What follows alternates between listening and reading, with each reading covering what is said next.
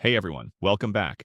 In today's video, I'll show you how to make your own language games using free AI tools in 2025.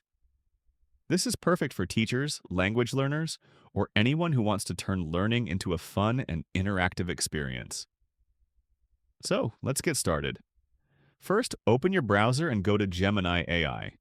This free AI tool can generate quizzes, word games, dialogues, and more based on any text or topic you provide. Next, decide what type of game you want to create.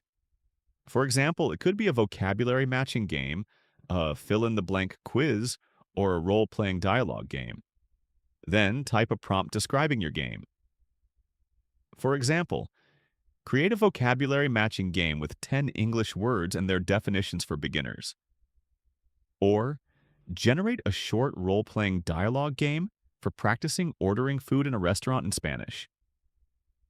The AI will instantly generate the game content, including questions, answers, and instructions.